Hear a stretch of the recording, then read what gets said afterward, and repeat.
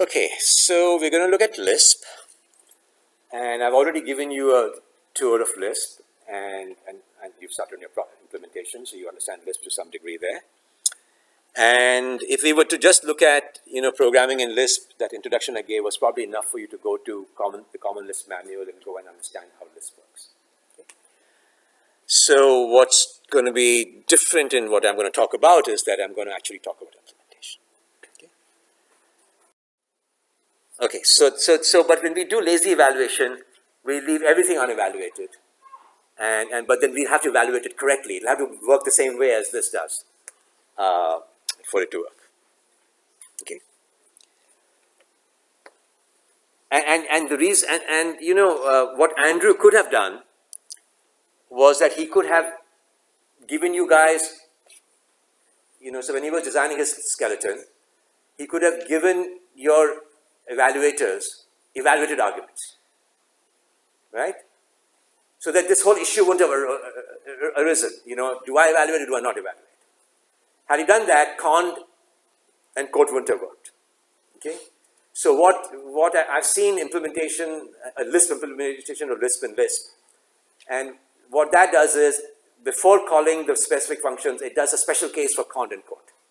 So whereas Andrew didn't want to do that, he wanted to make cond something that's extendable and not special. So that is the reason why we got into this trouble, because we don't want to make it non-extendable. So let's not do things that we shouldn't do. So let's not evaluate something that we don't want to do in few cases, and then the cases that do want to evaluate have to do the evaluate themselves. Okay. Okay. So that's basically all of A1, and now we want to get into A2's aspects. Okay. And we have been very constraining so far, or somewhat constraining in our input. So we know that an input X expression can be an arbitrary X expression as long that doesn't contain tuples, and we had two cases there. So that's a general case, but then we looked at two specific cases. So we said, look, that expression can be an atom. If it's an atom, it better not be a variable, better not be an identifier. We don't know how to handle identifiers, and otherwise it should be a function application. And that means it should have the first thing be a function, and that function better be a identifier, not a lambda. Okay, and it better be an identifier that identifies a basic function, not some user-defined function. Okay, so we have been very constraining in that way, and we want to relax that gradually. So we will now go and say, and we're doing it gradually. So we will now say that A can be a variable or a non-variable. Okay, so now we have to understand how to assign values to variables, and that we'll do by defining another function, which is SetQ. So we'll take all the functions we've handled so far, car, cons, quote, eval, and add to that list another function called SetQ. Okay, so that's the first step we'll take towards the ultimate Lisp interpreter. Questions? So let's go and see what that might mean. Like I said, I used SetQ earlier, but we didn't really define it well, and right now also. But we define by analogy. Variable assignment occurs in every language, so we should understand how SetQ works by knowing how assignment works in Java or Python. So SetQ A5 has got to return a value, and what value will SetQ A5 return? In Lisp, it has to return a value. In Java, it doesn't. So we have to we talked about this earlier, but it should return the value.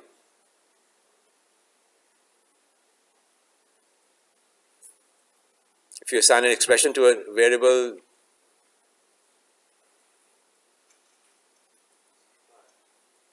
okay, just return the expression itself. Okay. After assignment, not before assignment. Okay, so we could imagine that a variable is assigned multiple times. So it's a value after assignment. Okay, and now if I just type the identifier A, you would want that same value to be printed out. Okay. So what's going on here? how did the second A return 5? What must have happened in SetQ? Rosh?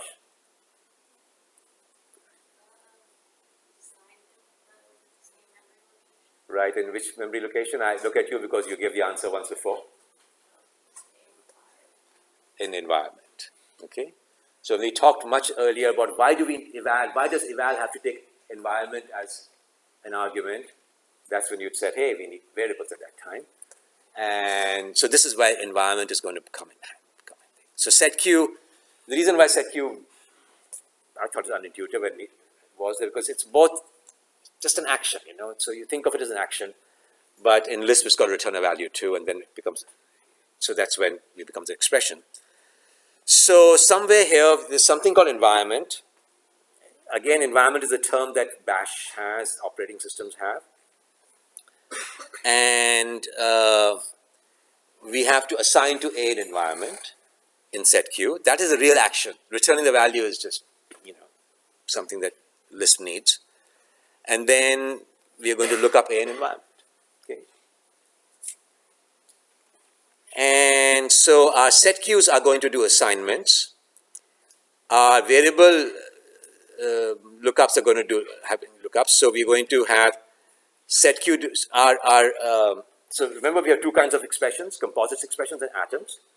So one form of composite expression will be a SetQ, and that's going to do an assignment. Okay, we have to do this. And then one form of atom is a variable, and when we evaluate the variable, we're going to do a lookup. Okay, so far so good. Can you imagine a SetQ doing both lookup and assignment?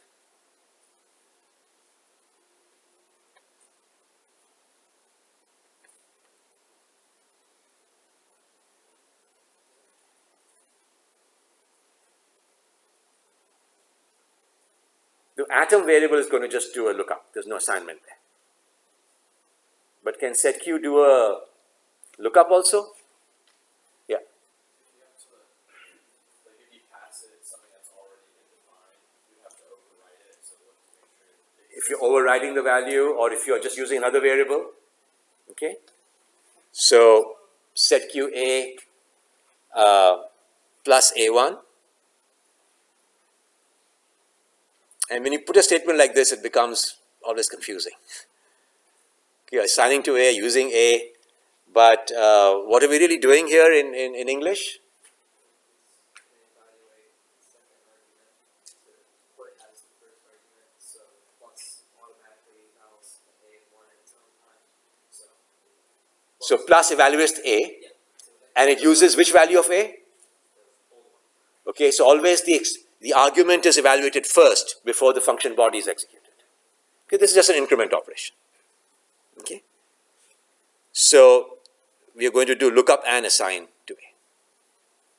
Okay, so basically our lookup function is going to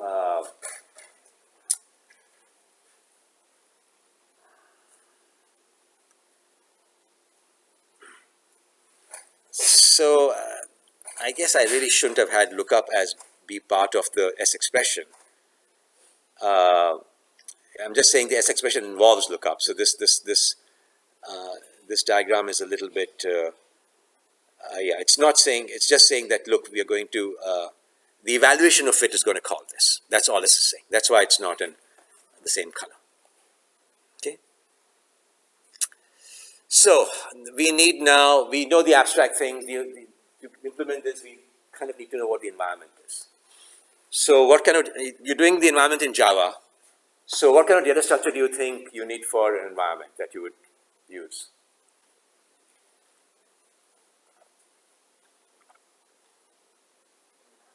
A map, right? Mapping what to what?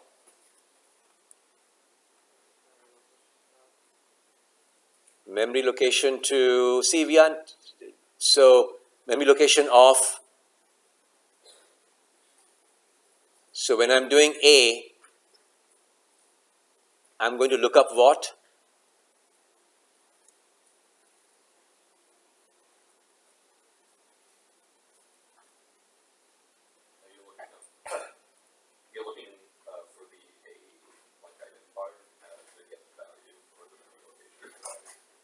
So you're looking up the atom, okay?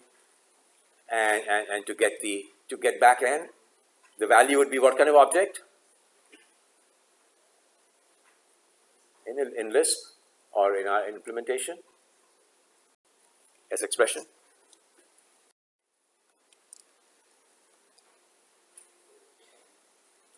Okay, so what we're really doing is defining a scope. Okay, and a scope is something that connects names to values, right, or addresses, depending on the language. So you're going to have a get function that takes identifier atom, okay, not any atom, but an identifier atom, and gives back an S expression, and a put that connects these two values together. Okay, and that's a scope. And we'll go and define an environment as something that has a scope. Okay, so at this point, we're not going to distinguish very much between a scope and an environment, but we'll go and use the word lookup and assign for environments, and we use the word get and put for scope. Scope is just going to use a map, just a special form of map, and we'll see later there's more than one map in a scope. That's why I don't call scope just a map. But for now, we just need one map. Okay, later we'll need multiple maps. Okay, and right now our environment consists of one scope, but later we might have multiple scopes too, and we're going to have real fun with scopes. There's many kinds of scopes possible. Okay, so we will define scope and environment gradually. Okay, and so what's going to happen here in terms of your implementation is that Andrew has written the scope object, okay, and you can just use that scope class.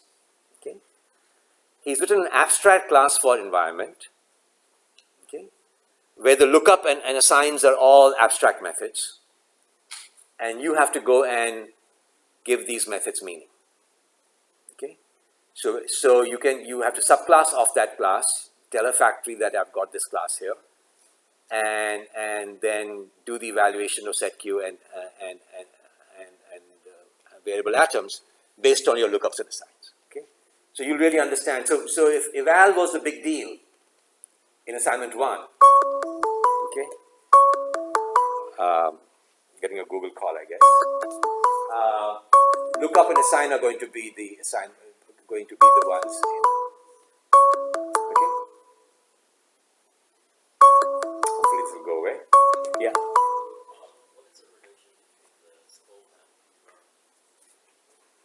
So the relationship between scope and environment, I tried to explain. Somebody want to explain it back the way based on what I said, then I'll try to explain it again. So first, what's the difference between scope and map? Right now and later?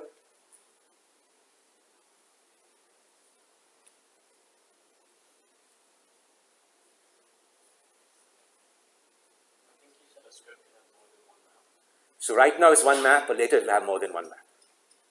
And difference between environment and scope, right now and later.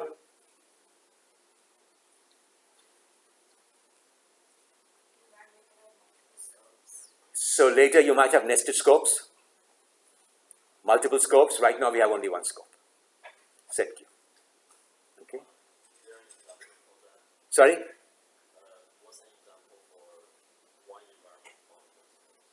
Example of one environment, multiple scopes. So in any language that you've used, what's an example of multiple scopes? Like in Java, do you have multiple scopes?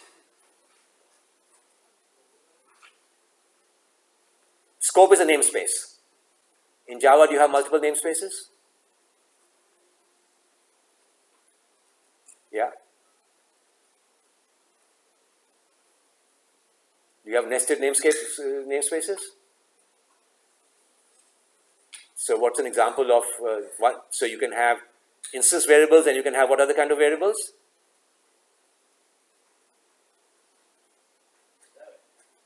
Static. And static are, but they are in the same namespace. What about another space? So instance variable is one space in a class. Local, yeah, local variables, variables parameters to a function. Okay, so the formal parameters of the function are also names, that's a namespace, or a block with variables. So then we have nested scopes. Okay, and that is the whole issue about, figuring out which variable is bound to which. When you go and mention a name, you have to figure out which scope it belongs to, and the general rule is nesting. So that's we don't quite know how to do nesting in Lisp, but we know in other languages we do have that, and we'll do the same thing here. Okay.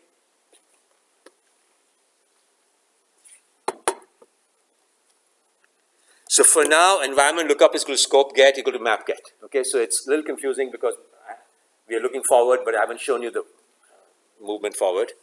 Okay, so I'm going to have a scope dot put and a scope dot get, and a scope dot put is just going to go and say get identifier map dot put. Okay, so I've hinted to you there's maybe more than one map, and the map we are going to use is the identifier map here, and get is going to similarly use the same map, and the environment is going to have just one scope. So the lookup and assign. We're going to have a put and get in the environment too.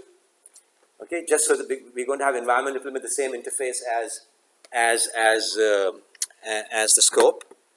Okay, that because at some point we'll go and change the put also, and this will not change. Okay, so this is something that you have already, and we'll go and make assign be a put and lookup be a get. Okay, so some levels of indirection here just for future, but otherwise our environment and scope are just a map. Okay.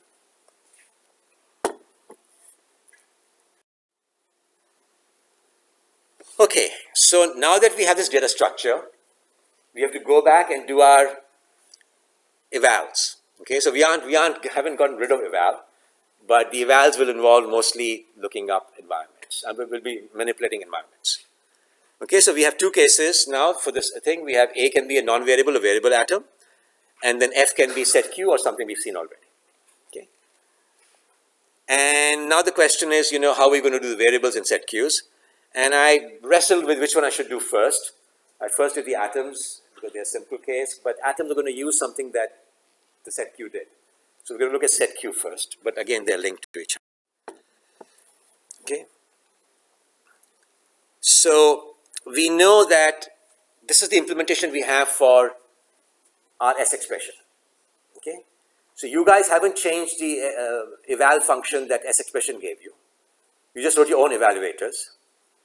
And this S expression went and called your evaluator based on how you had populated your registry.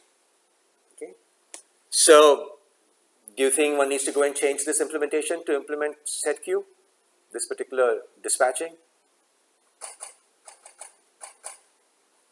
If I add SetQ, could I just keep this particular structure? And if I do, what do I need to do?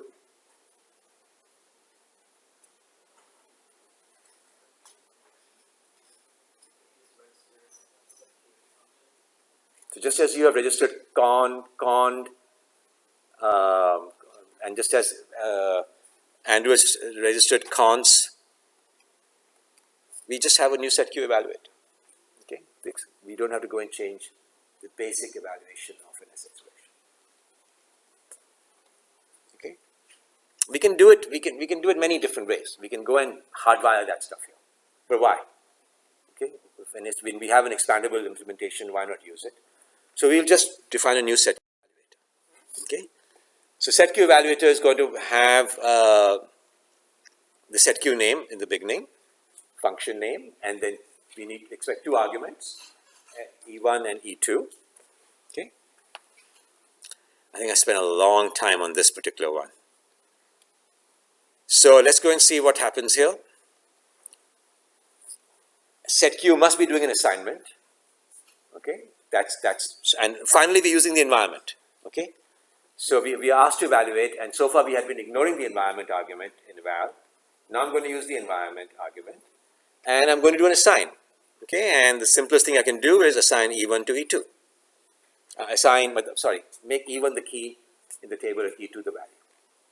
Okay? And if this is all I do, and I type SetQ A6, I'm going to assign to the atom A for A the S expression for 6, right? And what should I return back? 6. But there's nothing in my code here to return 6. So I'll go and return E2.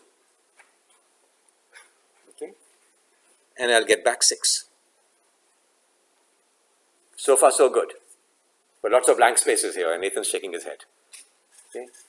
So,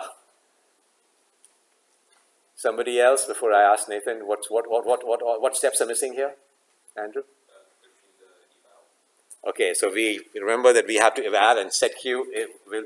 So evaluate E1 and E2 or E1 and E2? Huh? Very least E2. We have to also check to see if E1 is a string pattern. So that's a little confusing part. Let's try and defer that question. But E2 you want to evaluate. Don't you also need to evaluate E1? So that's the question. Maybe you have to evaluate E1 too.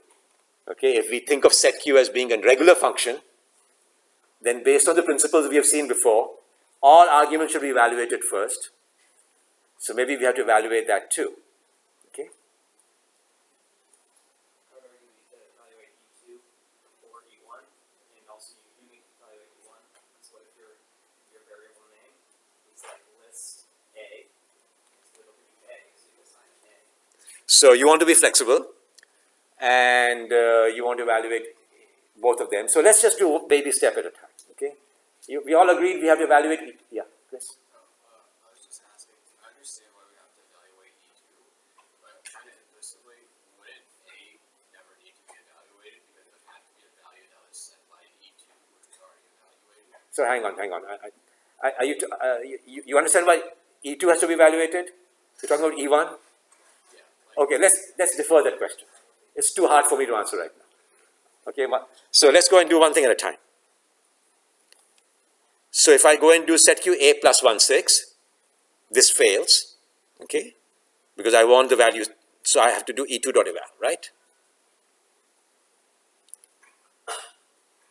And that's what I want to store, but I need to also return E2.eval, right?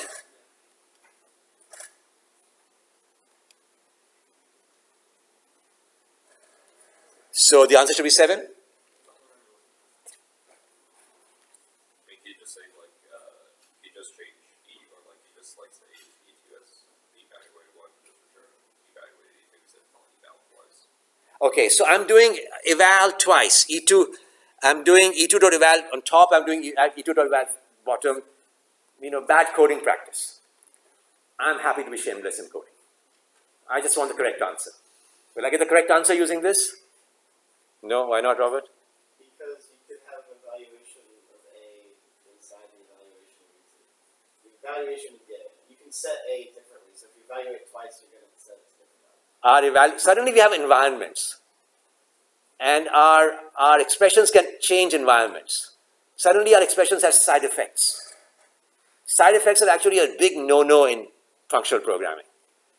And it's possible that the second eval will return a different result than the first eval because of side effects.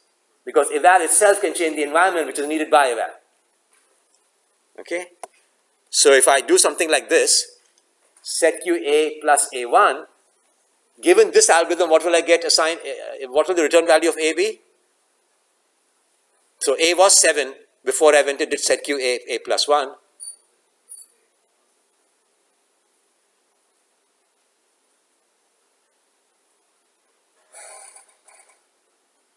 So I'm going to call eval first on plus A1, right? That'll return 8. And now A will be 8. And I'll do plus A1 another time. This time A is 8, so it becomes 9. So I'll actually get 9 here, whereas I really want 8, right? So A was 7 here, A was 8 here, so the two evals return different values. Okay?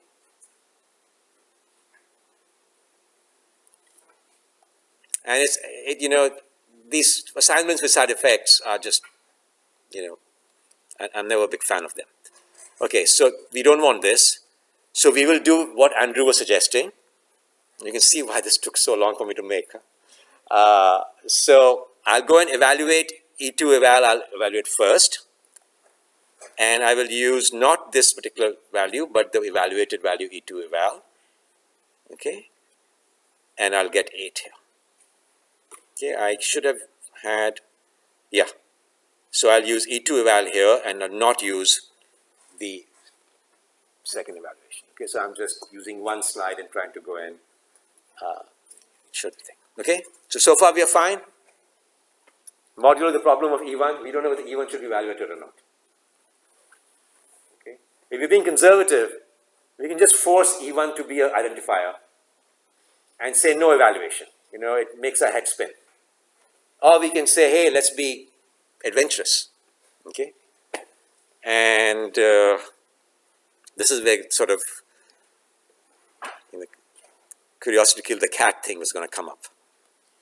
So let's go and do E1.eval.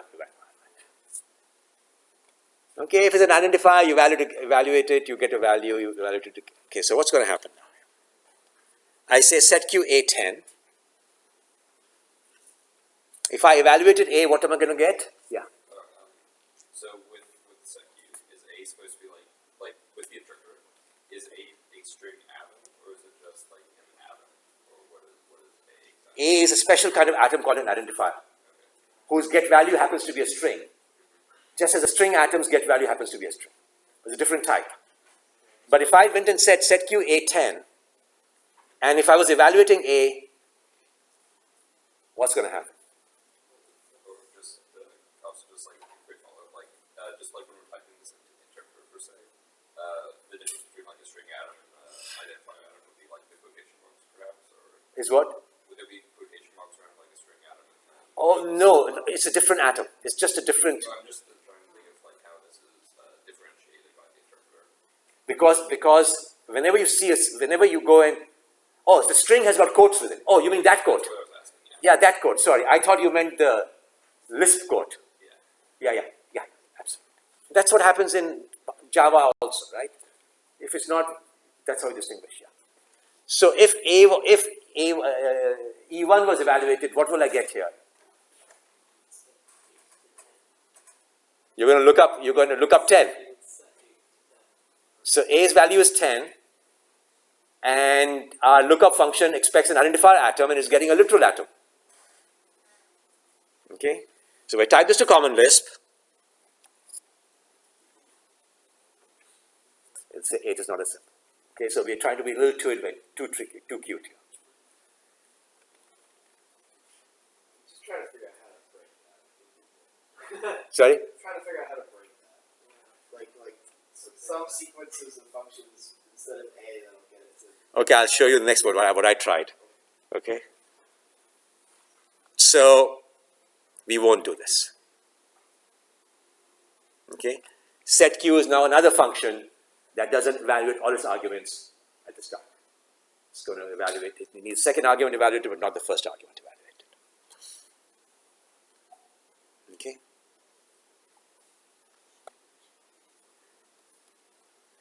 So what you do is, you in the environment associate E1 with E2.eval and return E2.eval. That's how you can define this function. Okay? Maybe it's not flexible enough given how adventurous we are right now, but that's the semantics right now. Okay? Questions? Would it run into the same value or the same problem we had before where E2 gets a value twice, right? So do you have to evaluate the argument twice here? We did evaluate E2. Okay, we haven't seen lookup so far. We have just looked at what the environment does, So this is what we're doing here. Okay. So if I'm doing SetQ to something to quote, then the quote gets removed, and that expression gets assigned. Okay, and then when I do the lookup, we'll see what that does. Okay, so we don't know what identifiers eval does, quite. I'm kind of hinting, but identifiers, eval is just going to do a lookup without eval. It's going to assume that's evaluated already. That's what we're doing, right? We are assigning the evaluated result. We could have assigned the non-evaluated result, but then we're going to return the value also. So we have to evaluate that argument to return the value, right?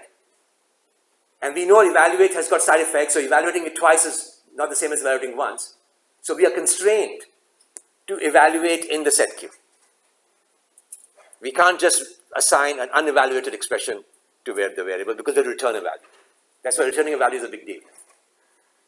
Okay? That's when these two guys are linked together, but that's what's going to happen. So, can you sort of see what I'm trying to do here? I'm SetQing B to 10, SetQing A to code B, and then saying SetQ eval of A to 15, which I really want to say that SetQ B to 15.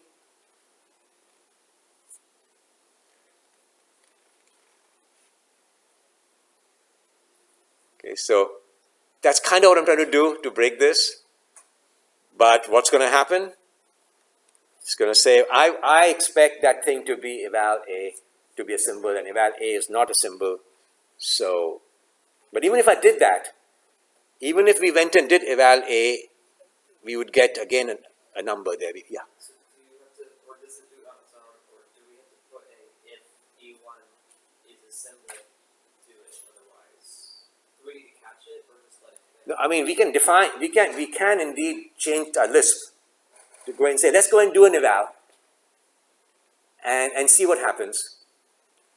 And if it's a quote, we can try to do some hacky things, which I haven't thought deeply about to make this happen. But it's not going and evaluating and seeing. Evaluation has side effects, so it's not going to just evaluate to see what it gets and decide to do one thing or the other. So it's saying, look, there are many cases. The case I showed you earlier fails, so I'm not going to evaluate. And if I evaluate it to see what happens, and then based on what I get back, if I get a string, I'm going to choose that as an identifier. I can try to do many things. What I'm saying is, should we just assume that the first input is a identifier? Absolutely. Absolutely. That's what it's doing here. We assume that E1 is an identifier atom, and we don't evaluate it. Okay? If it appears on the left-hand side. So there's always something called the LHS and the RHS value of an identifier. LHS value is the address. So if you go and say A equals A plus B, then the left A, the A that's assigned to has an L value, an address, and the A on the right has got an R value or an expression, or it's a value. So that's why we have to treat this identifier item as an L value, as not an R value. R values are evaluated, L values are not evaluated. So I'm talking sort of compiler language, but basically because we are assigning to it something, we don't evaluate it. Okay, and in terms of compiler terms, it's really an L value. Okay. Okay, and now, I'm going to trace everything just to make sure I'm right. And we're doing SetQ A6, and we see the environment at work here. Okay, so we are saying a variable A set to 6 in environment. That's what happens. Okay, and then when we go and evaluate SetQ A6, we return 6. So we change that and return 6. Okay, so this thing has changed the environment and returned 6. That's the set. I thought I had a quote one also there. Okay, that's going to come later, I guess. So now let's go and do the lookups. Okay, so we have gone and done this part. Let's go and consider this case now when it's an atom. So if it's a non-variable atom, we return A. That we know already. Okay. So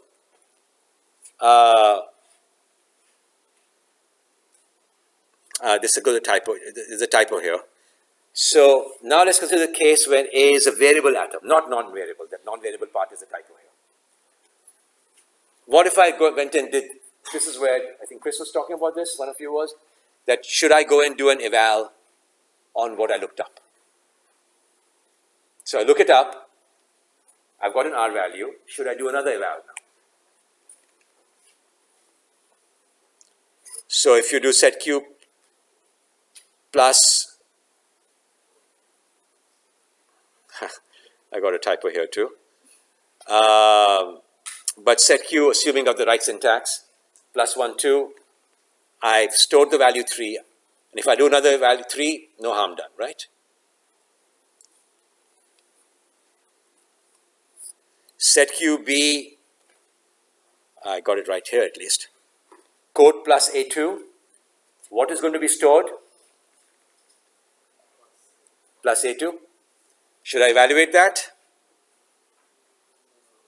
Because I want to go and basically evaluate it later by calling eval. Okay? So we'll store this. And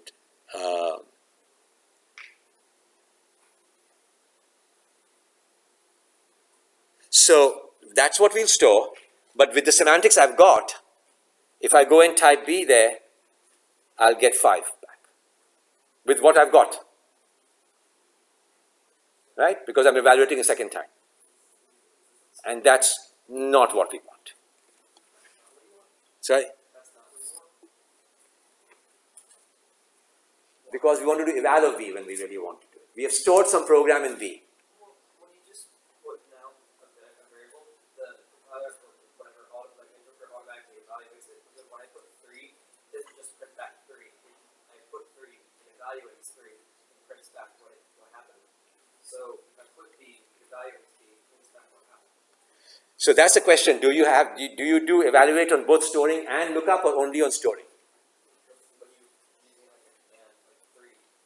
So in the first case, it doesn't matter. I can evaluate while storing and evaluate while doing. I've got an extra evaluate, but return the same value. Now it matters. Okay, so we know that we are storing plus A2 based on how we did SetQ. Now the question is, when I go and access B, do I do evaluate again? I mean, this is a language design issue. And if I did, and Robert doesn't want to do it, and the thing is that the intention is to be able to store programs that you evaluate later. So you will call eval of B, because you might go and assign to B, C, the value B. Again, C should have the same program that B has.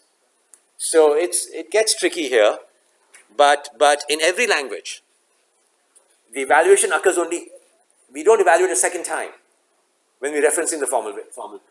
We only evaluate once. So this is considered other languages. So this is not what we want. This is not what we want. In lazy evaluation, we will store the unevaluated version, and later when we need the variable, we are going to evaluate it. That's going to be different. But here we are storing the evaluated version, so we're going to not evaluate it. So we are just going to say return environment.lookup. Again, that's exactly, like I said, what happens in every language. Okay. Okay, this is good, because we are at a point where I can write for you the third part of your assignment. The first part is do the Lisp function. The second part is get your A1 checked, right? And now I'll ask you to implement SetQ and lookup. Okay. And it's not going to be hard, given what I already have.